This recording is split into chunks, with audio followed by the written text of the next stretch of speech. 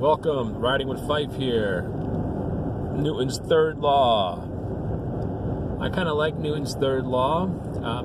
Every reaction has an opposite and equal reaction. It's misquoted and misused very often by students and even by adults. When you do something wrong and there's a consequence, they use Newton's law.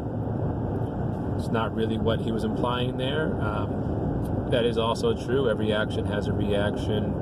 If you do something, something will happen because of it.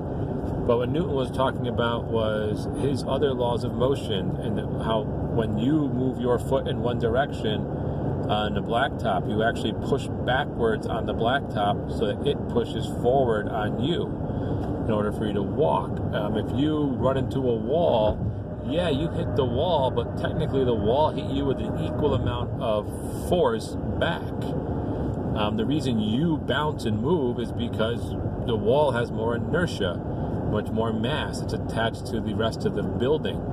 So therefore, you, having less inertia, are affected more by that force. Remember, net force divided by mass equals your acceleration. So you're going to accelerate into a stop, and sometimes you even get accelerated in the reverse direction if you get hit hard enough or you run into a wall fast enough.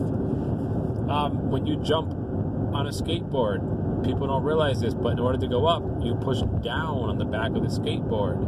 Okay? When you want to jump in the air, you bend your knees and push your feet into the floor, and that floor pushes back and you elevate up. Okay? It's impossible really to jump without pushing into the floor. It doesn't work. Same thing with when you're riding your bicycle and you do a bunny hop. You push down before you pull up. Okay? That downwards force of pushing is what gives you the momentum up. Okay? Again, it's all related to you hit the ground with 50 newtons of force, it hits back with 50 newtons of force, but you, having less inertia, are moved more than the ground is.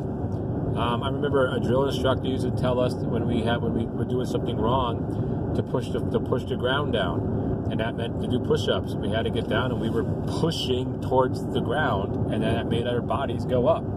Okay, the force of us pushing into the ground, we can't actually move the ground far enough, so it pushes back, and us having a less inertia, we rise up. Okay? If you don't believe me, try doing push-ups on the surface of water. See how that goes for you. Okay? Try doing it in wet sand, and your hands squish down into it before you won't be able to push up much until you actually get your hands to stop going down. Okay? Do a push-up in some mud. Your hands are going to sink to the mud down to the depths before you can actually get a full push-up in. So that is the action-reaction law. And technically, yes, when you swing a bat, you hit a ball. Now, if you hit the ball with 100 newtons of force, the ball also hits the bat with 100 newtons of force. Right? However, you are already accelerating that more massive bat. So it's going to keep going, and the ball is going to change direction because it has a much smaller inertia, and it is going to have a different mass. So it is going to accelerate in the other direction again. Same thing with golf balls. Golf balls are sitting there. You hit the golf ball with a golf club. It actually, in slow motion, compresses and then will shoot off the face of the club because it hits the club with the same force that you hit it. So technically, equal action and reaction, but what people don't realize is it's not the same effect. Me running into a wall at 100 newtons of force is going to cause more damage to me than is that wall because of my inertia and because of the overall net force that's acting on me versus my mass is going to cause me to decelerate and accelerate in the other direction. So all three laws tie together now, as you can see. Anything you do when you drive a car, ride a bike, anything that moves relies on Newton's three laws.